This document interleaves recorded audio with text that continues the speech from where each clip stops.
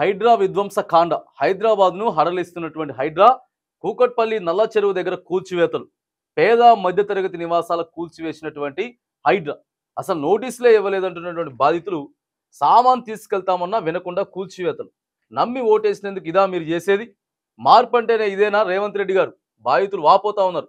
ఇటీవల మాదాపూర్లోని సున్నం చెరువు దగ్గర పేద ప్రజల గుడిసెలను కూల్చేసిన హైడ్రా కూల్చివేతలతో రోడ్డున పడ్డ 50 నిరుపేద కుటుంబాలు అనేటటువంటిది కూడా కనపడతా ఉన్నది. ఇక ఆదివారం రోజున నిన్న సెలవు రోజున కూడా 2 వారాల తర్వాత హైడ్రా సీదా బుల్డోజర్లు మళ్ళీ కూకట్పల్లికి పోయినాయి. నోటీసులు ఇవ్వలేదని చెప్తా ఉన్నారు బాధితులు. కాంగ్రెస్ పార్టీ కార్యకర్తలు ఉన్నామని చెప్తా ఉన్నారు. సరే ఏ కార్యకర్తలు ఉన్నా సరే మీరు అంటారు కదా, ఇప్పుడు కాంగ్రెస్ పార్టీ కార్యకర్తలు అయితే మాత్రాన్ని కూలగొట్టొద్దు అని చెప్పి చెప్తుందేమో హైడ్రా.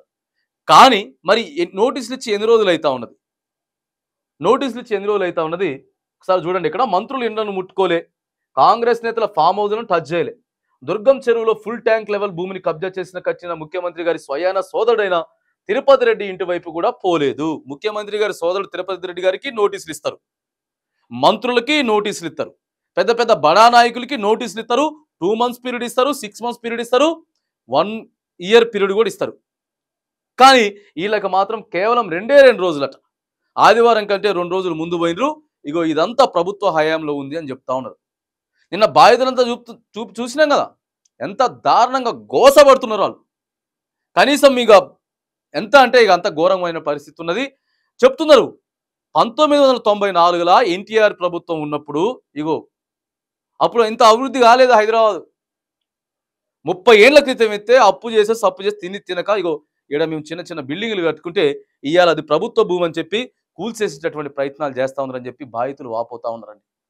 గత ప్రభుత్వం ఇచ్చినటువంటి ప్రభుత్వ స్థలాలే అయినా కూడా ఎటువంటి నోటీసులు లేకుండా సీదా ఆదివారం రోజున పోయి కూల్చేసిన. ఇంకా చూడండి, టీడీపీ నేతలు వాళ్ళ బంధువులకు సంబంధించిన ఇండ్లను కూల్చలే. వాటికి హైడ్రా నోటీసులు ఇచ్చి కూడా దాదాపు 2 నెలలు కావస్తుంది. ఇప్పటికీ వాటిపై రేవంత్ రెడ్డి సర్కార్ ఏర్పాటు చేసిన హైడ్రా కూల్చివేతలు స్టార్ట్ చేయలే. అంతేనా, మూసీ నది నడి చెరువులో కట్టిన ఓవైసీ బ్రదర్స్ కాలేజీలు దిక్కుపోలే.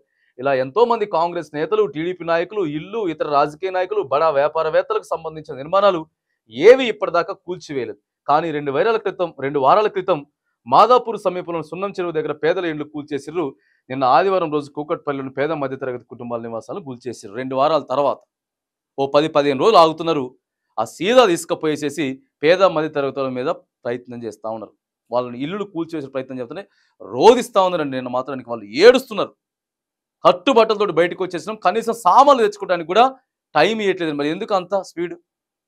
ఇదే రాష్ట్ర ప్రభుత్వానికి మరి పథకాలు ఇచ్చే దాంట్లో ఎందుకు స్పీడ్ లేరు? పథకాలు ఇవ్వాలి కదండి. ఇగో మీ వచ్చుడితోటే డిసెంబర్లో వచ్చుడితోటే పెన్షన్లు పెంచుతాం, తర్వాత తులం బంగారం ఇస్తాం, స్కూటీలు ఇస్తాం, 2500 మహిళలకు ఇస్తాం, అన్ని చేస్తామని చెప్పి మరి దాన్ని ఎందుకు స్పీడ్ చేస్తలేరు?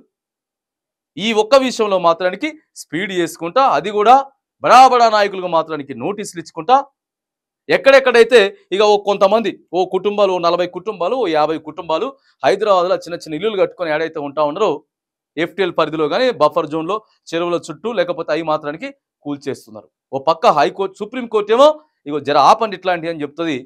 ఇక్కడ వీళ్ళేమో స్పీడ్ చేసుకుంటూ పోతా ఉన్నారు. నిన్న వందనాతీతమైనటువంటి పరిస్థితి మరి కూకట్పల్లిలో మనం చూసినాం. మరి ఆలోచన చేయాలి. తెలంగాణ సమాజం అంతా కూడా ఒకసారి ఏం జరుగుతూ ఉన్నది, హైదరాబాద్ పట్టణంలో ఏం జరుగుతుంది, ఇగో రాష్ట్రంలో ఏం జరుగుతుంది, పరిపాలన ఎట్లా జరుగుతూ ఉన్నది, అసలు ఈ హైడ్రా అనేది ఏ రోజు స్టార్ట్ అయిన దగ్గర నుంచి ఈ రోజు వరకు ఇగో ఎట్లా మూవ్మెంట్ చేసింది అనేది కూడా ప్రతిదీ హైదరాబాద్ పట్టణ ప్రజలతో పాటు తెలంగాణ రాష్ట్ర సమాజం అంతా కూడా ఒకసారి ఆలోచించాల్సినటువంటి అవసరం అయితే కనబడతా ఉంది.